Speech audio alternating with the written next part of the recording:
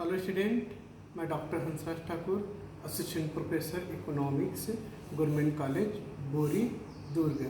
आज मैं आप लोग को बीए फर्स्ट ईयर की फर्स्ट पेपर के थर्ड यूनिट, जिसके अंतर्गत हम अभी तक पूर्ण प्रतियोगिता, अपूर्ण प्रतियोगिता पढ़े हैं।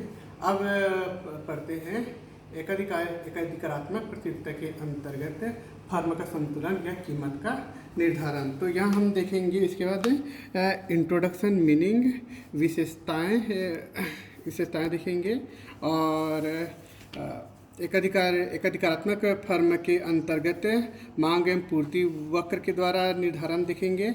फिर एकाधिकारात्मक प्रतियोगिता के अंतर्गत कीमत का निर्धारण देखेंगे। जो कीमत का निर्धारण जो है अल्पकालीन और दीर्घकालीन संतुलन जहाँ होता है उसको देखेंगे। तो सबसे पहले हम देखते हैं कि एकाधिकारात्मक प्रतियोगिता आज की स्थिति में ना तो पूर्ण प्रतियोगिता की स्थिति पाई जाती है, ना ही एक अधिकार की प्रतियोगिता पाई जाती है। दोनों स्थिति को इस संबंध में श्रीमती जॉन रॉबिन्सन ने इसको the economics of imperfect competition में अपूर्ण प्रतियोगिता की व्याख्या किया, जिसके अंतर्गत उन्होंने कीमत सिद्धांत का विकास किया जो अधिक व्यवहारिक है। उसके बाद जो है हार्वर्ड विश्वविद्यालय का प्रोफेसर एजवर्थ एच चैम्बरलिन ने सन 1933 में थ्योरी ऑफ मोनोपोलिस्टिक कंपटीशन में एकाधिकारात्मक प्रतियोगिता का विश्लेषण किया, जिसमें भी जो श्रीमती जॉन रॉबिन्सन ने जो कीमत निर्धारण है दोनों का समान रूप से विश्लेषण देखने को मिलता है, यानी उसमें कोई अंतर देखने को नहीं मिलता। यानी अपूर्ण प्रतियोगिता एकाधिकारिक प्रतियोगिता में मूल्य उत्पादन में कोई ज़्यादा अंतर देखने को नहीं मिलता। यानी एकाधिकारात्मक प्रतियोगिता जो है पूर्ण प्रतियोगिता और एकाधिकार प्रतियोगिता के बीच का स्थिति देखने को मिलता है। इसके बाद हम देखते हैं एकाधिकारात्मक प्रतियोगिता की विशेषताएं। तो विशेषताओं के अंतर्गत पहली विशेषता है लार्ज नंबर ऑफ सेलर। तो लार्ज नंबर एकाधिकारात्मक प्रतियोगिता में विक्रेताओं की संख्या अधिक होती है और अधिक संख्या होने के कारण से वह उत्पादन में किसी बड़े भाग में उसका नियंत्रण नहीं होता, बल्कि वह विक्रेता अपने आप में अपने कार्यों में स्वतंत्र होता है। दूसरी विशेषता यह होती है प्रोडक्शन डिफरेंशिएशन, यानी उत्पादन में विभेद या वस्तु विभेद भी इसमें देखने को मिलता है। वस्तु विभेद किस प्रकार से देखने को मिलता है? रंग, गुण, आकार, पैकिंग आदि में ये अंतर करके क्या है, ये वस्तु उत्पादन करते हैं और यह वस्तु जो है एक दूसरे के पूर्ण स्थानापन्न होती है, निकट स्थानापन्न वस्तु होती है। तो विभेद जो होती है, विभेद देखने को तीन प्रकार के विभेद देखने को मिलता है। कैसे विभेद होता है? By changing the quality of the product, वस्तु के गुणों में परिवर्तन करके। उत्पादक क्या करते हैं? वस्तु के गुणों में परिवर्तन कर सकते हैं। कला कौशल, टिकाऊपन, आकार, रंग, डिजाइन आदि में परिवर्तन करके उपभोक्ताओं की रुचि और अधिमानों के अनुसार से बनाकर उपभोक्ताओं को आकर्षित करने का प्रयास करता है। दूसरा कीमत यानी वस्तु विभेद देखने को मिलता है बाय एडवर्टाइजमेंट एंड प्रोपेगेंडा, विज्ञापन एवं प्रचार के द्वारा भी इसको अलग उपभोक्ता को आकर्षित करने का प्रयास करते हैं। विज्ञापन से क्रेताओं के मन के अनुकूल मनोवैज्ञानिक प्रक्रिया होती है उपभोक्ताओं में, तो उसके काल्पनिक अंतर पैदा करके उस वस्तु को क्या है अन्य वस्तु से श्रेष्ठ बना देता है। इस प्रकार से यह वस्तु विभेद करता है। तीसरा इसके वस्तु विभेद देखते हैं by patent right and trademark, patent अधिकार एवं ट्रेडमार्क के द्वारा वस्तु विभेद को भी बढ़ावा मिलता है। जैसे जिस वस्तु है वही उत्पादक है उसी वस्तु का निर्माण करेंगे, कोई दूसरा उसमें कार्य नहीं कर सकते। वस्तु को जिस प्रकार वस्तु की अपेक्षा अधिक मांग उसमें होती है, इसी कारण से उपभोक्ता उसमें आकर्षित होती है। इस प्रकार से वस्तु विभेद देखने को मिलता है। तीसरी विशेषता इसमें देखने को मिलता है pre entry and exit of firm, फर्मों का स्वतंत्र प्रवेश एवं बहिर्गमन।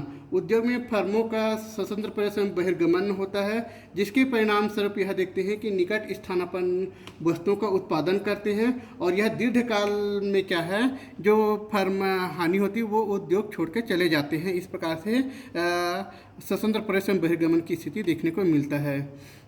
चौथी इसी विशेषता देखने को मिलता है डिफरेंस प्राइस पॉलिसी। विभिन्न कीमत यानी अंतर।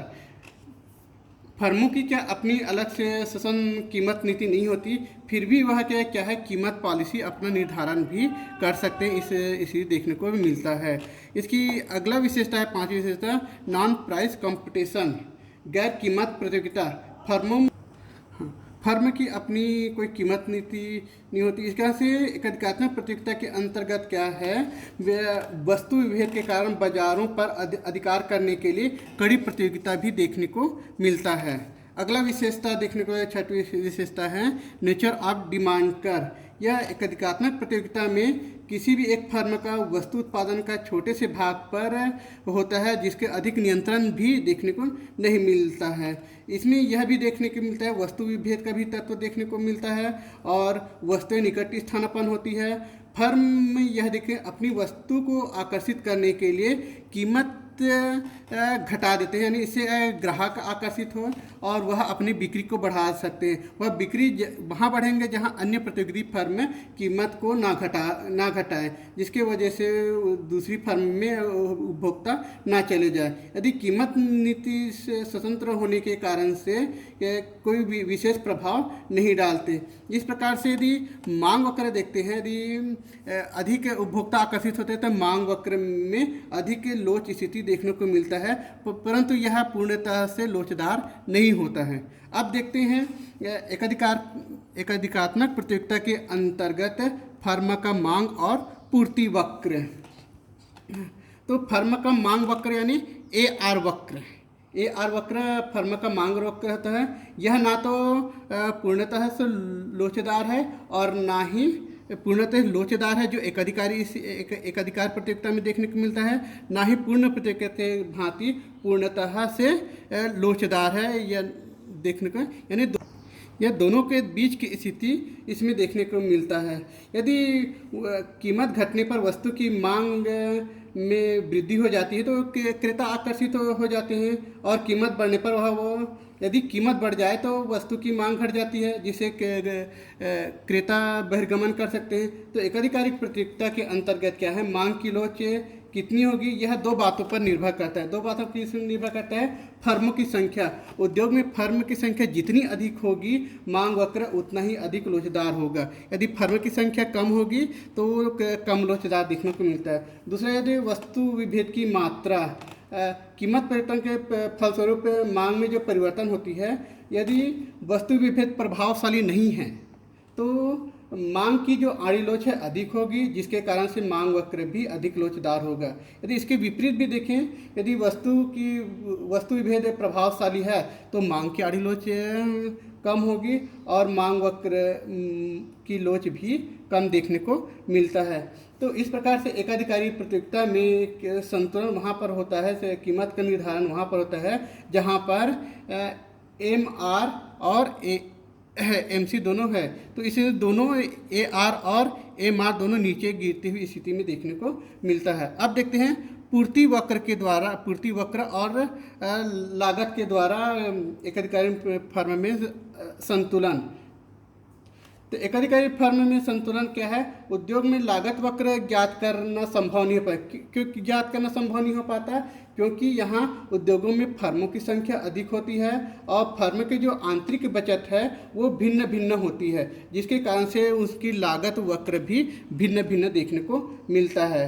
और विभिन्न उत्पादकों के क्या है, अपनी उत्पादन के प्रति वस्तु विभेद भी देखने को मिलता है, और इसी कारण से प्रत्येक फर्म का लोच जो है वो समान रूप से नहीं होता है। अब देखते हैं एकाधिकारात्मक प्रतियोगिता के अंतर्गत कीमत का निर्धारण या फर्म का संतुलन। एकाधिकार फर्म के संतुलन के अंतर्गत इसके दो स्थिति पाया जाता है, अल्पकालीन संतुलन और दीर्घकालीन संतुलन। तो अल्पकालीन संतुलन स्थिति के अंतर्गत हम पहले देख लेते हैं। तो अल्पकालीन संतुलन के अंतर्गत कुछ मान्यताओं के अंतर्गत देखने को मिलता है। तो कुछ मान्यताएं हैं कि पहली जो मान्यता है, बाजार में विक्रेताओं की संख्या अधिक होती है और प्रत्येक विक्रेता जो है एक दूसरे से स्वतंत्र रूप से कार्य करती है, वह अपने क्षेत्र में एक अधिकार स्थापित करता है। दूसरा मान्यता देखने को मिलता है, प्रत्येक विक्रेता की वस्तु अन्य विक्रेता से भिन्न होता है। तीसरी इसकी मान्यता देखते हैं कि फर्म का जो मांग वक्र है यानी AR वक्र वो लोचदार होता है। देखने को मिलता है कि उत्पत्ति के साधनों की पूर्ति पूर्णतः लोचदार होता है और उद्योग में कोई फर्म का प्रवेश नहीं होता है। अब इसकी इस कंडीशन के आधार पर हम देखते हैं कि फर्म ऐसी कीमत उत्पादन का निर्धारण करती है जिसमें उसको अधिक लाभ प्राप्त होता है। तो अल्पकालीन संतुलन वहाँ पर होता है जहाँ पर MR वक्र और MC वक्र दोनों बराबर होते हैं। तो अल्पकाल में क्या है, तीन स्थिति देखने को मिलता है, MR MC दोनों बराबर है जहाँ फर्म का संतुलन होता है। तो अल्पकाल में फर्म को असामान्य लाभ प्राप्त होता है, सामान्य लाभ प्राप्त होता है और हानि, तीनों ही स्थिति इसमें देखने को मिलता है। तो पहले हम देखते हैं असामान्य लाभ, एबनॉर्मल प्रॉफिट। असामान्य लाभ वह स्थिति होती है, अल्पकाल में कोई फर्म असामान्य लाभ तब तक प्राप्त कर सकती है जब तक उस वस्तु की मांग अधिक तीव्र है, और उस वस्तु की मांग तीव्र है तो वह अधिक ऊंची कीमत निर्धारित करेगा, जिसके कारण से औसत आगम वक्र औसत लागत वक्र से अधिक होगा, यानी AR वक्र AC वक्र से अधिक होगा। तो यहाँ फर्म का संतुलन कहाँ पर है, ई बिंदु फर्म का संतुलन है। ये बिंदु फर्म का संतुलन है जहाँ पर MR और MC दोनों बराबर है। MC बराबर है तो इसे देखते हैं, तो ई बिंदु पर है तो वहाँ पर उत्पादन होगा, उत्पादन की कुल मात्रा क्या होगी OQ, और कीमत कितना निर्धारित होगा OP कीमत का निर्धारण। तो प्रति इकाई लागत कितना होगा OH लागत तो होगा। तो कुल लाभ का क्षेत्र कितना होगा, कुल लाभ का एक क्षेत्र होगा PH × ST, ये पूरा क्षेत्र अर्थात PHST, ये पूरा क्षेत्र जो हमने ये डार्क सर्कल किया है वो क्या है, असामान्य लाभ की स्थिति होगी। क्योंकि असामान्य लाभ क्यों हो रहा है, यहाँ पर जो लागत वक्र है, औसत लागत वक्र है वो औसत आगम वक्र से नीचे है, यानी औसत लागत वक्र अधिक की स्थिति है, जिसके कारण से फर्म को असामान्य लाभ देखने को मिलता है। अब दूसरी स्थिति यहाँ देखने के है सामान्य लाभ। सामान्य लाभ इसको क्या है, शून्य लाभ भी कह सकते हैं। सामान्य लाभ वहाँ होती है फर्म को जहाँ पर उसकी मांग कमज़ोर हो जाती है और उस कमज़ोर के कारण से वह ऊंची कीमत निर्धारित नहीं कर पाता, उसकी नीची कीमत निर्धारित नहीं कर पाता। इसके कारण से क्या है, जो AR वक्र है और AC वक्र दोनों बराबर पाया जाता है। ये देखिए यहाँ पर जो है संतुलन हमारा MR = MC, यानी ई बिंदु पर संतुलन स्थापित हुआ जहाँ पर सीमांत लागत और सीमांत आगम दोनों बराबर है, और जो R बिंदु पर जो है औसत आगम और औसत लागत वक्र दोनों बराबर है। तो इस स्थिति में क्या है, ना तो उसको फर्म को ना तो हानि हो रही है और ना ही उसको लाभ हो रहा है, तो इसको शून्य लाभ कहते हैं। और उत्पादन कितने, उत्पादन की मात्रा OQ है, OQ, और कीमत जो है OP कीमत पर लागत और आगम दोनों बराबर है। तो इस स्थिति में फर्म को मात्र सामान्य लाभ ही प्राप्त होगा। तीसरी स्थिति हमको देखने को मिलता है हानि उस स्थिति में होता है जब उसकी मांग अत्यधिक कमज़ोर हो जाता है, तो फर्म को क्या है, विवश होकर लागत से भी कम कीमत पर अपनी वस्तु को बेचना पड़ता है, और वह फर्म को वहाँ तक न्यूनतम हानि भी उठाने का प्रयत्न करती है जहाँ पर उसकी औसत परिवर्तनशील लागत से नीचे कीमत ना हो, तब तक वह लागत को वहन करते रहता है। तो हम यह डायग्राम में भी देखते हैं कि औसत लागत वक्र, ये औसत लागत वक्र है वो औसत व आगम वक्र से अधिक है, यानी AR AC, यानी आगम कम है और लागत अधिक है। तो उस स्थिति में क्या है, फर्म संतुलन कहाँ पर है, फर्म ई बिंदु पर संतुलन में है, जहाँ पर M C equal M R दोनों बराबर है। तो यहाँ उत्पादन की मात्रा ओ क्यू उत्पादन की मात्रा है और प्रति इकाई कीमत जो है ओ पी प्रति इकाई कीमत है, और लागत कितना है ओ एच प्रति इकाई लागत जो है ओ एच है। तो ऐसी स्थिति में हानि कितना होगा, हानि का पूरे क्षेत्र देखने को मिलता है हमको एच पी इंटू बी ए, यानी पूरे क्षेत्र हम देख लेते हैं एच पी ए बी, ये पूरे क्षेत्र क्या है हानि की स्थिति, यानी क्यों हानि हो रही है, लागत अधिक है और आगम कम है। इस कारण से फर्म को अल्पकाल में हानि भी उठाना पड़ता है, यानी तीनों स्थिति देखने को मिलता है असामान्य। इस प्रकार अल्पकाल में फर्म को असामान्य लाभ, सामान्य लाभ और हानि तीनों स्थिति इसमें अल्पकाल में दिखने को मिलता है। अब देखते हैं दीर्घकाल में फर्म का संतुलन। तो दीर्घकाल में क्या है, उद्योग में फर्मों का प्रवेश एवं बहिर्गमन की संभावना बनी रहती है, जिसके कारण से क्या है उद्योग स्थिर संतुलन में भी नहीं होता है।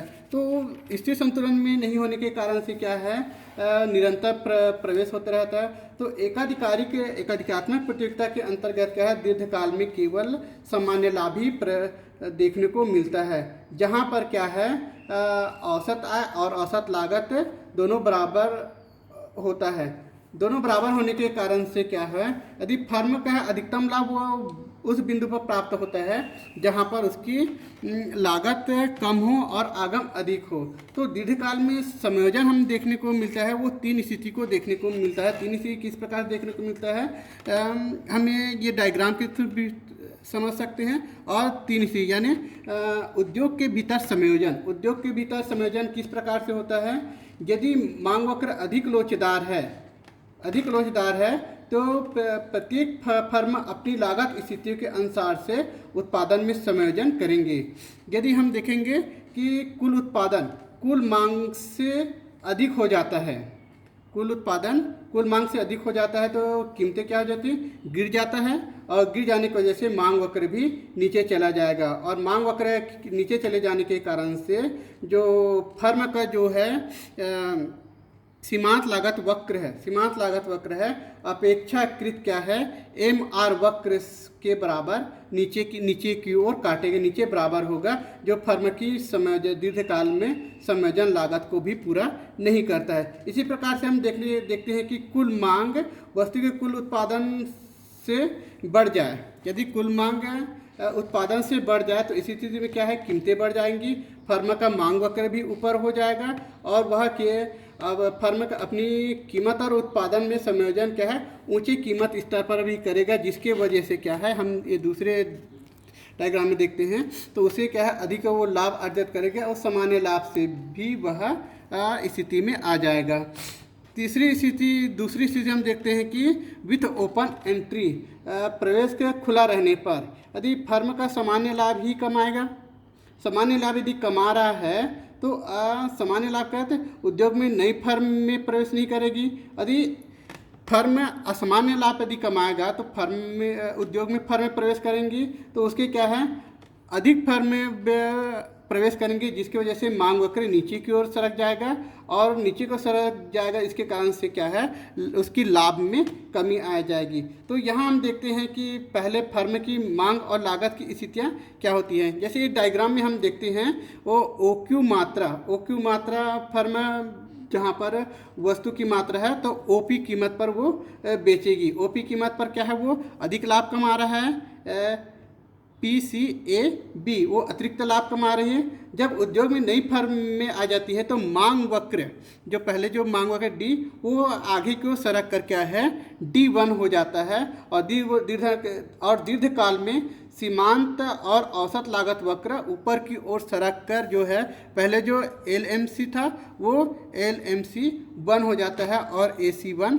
के रूप में परिवर्तन हो जाता है, जो सामान्य लाभ ही को दिखाता है, जिससे नई फर्मों का प्रवेश आना बंद हो जाता है। तीसरी स्थिति देखने को मिलता है कि प्रवेश बंद होने पर यदि प्रवेश दीर्घकाल में यदि एकाधिकात्मक प्रतियोगिता के अंतर्गत नई फर्मों का प्रवेश बंद हो जाता है तो वह किस कंडीशन होता है कि एकाधिकात्मक प्रतियोगिता यह देखते हैं करते हैं कि उत्पादक वह शक्तिशाली संघ बना लेते हैं और सरकार को यह विश्वास दिलाते हैं कि वह उचित कीमत पर वस्तु की निरंतर पूर्ति करते रहेंगे, जिसके कारण से नई फर्मों का प्रवेश बंद हो जाता है। और नई फर्मों का प्रवेश बंद होने की भय से क्या है, वह कीमतों में अधिक समायोजन करके अधिक लाभ प्राप्त करते हैं, जिसके कारण से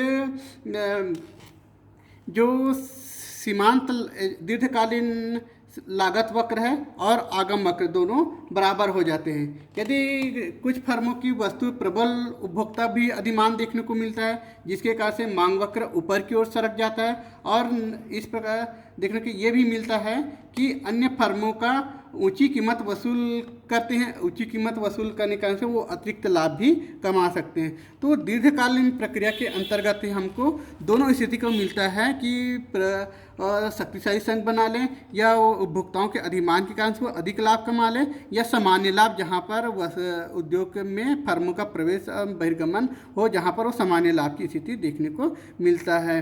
तो इस प्रकार से दीर्घकाल में वस्तु विभेद के कारण से, फर्मों के उत्पादन में भिन्नता के कारण से वह लाभ भी कमाता है, और उसकी स्वतंत्र नीति के कारण से वह अधिक लाभ कमाएगा, और सामान्य लाभ दोनों स्थिति भी हमको इसमें देखने को मिलता है। धन्यवाद।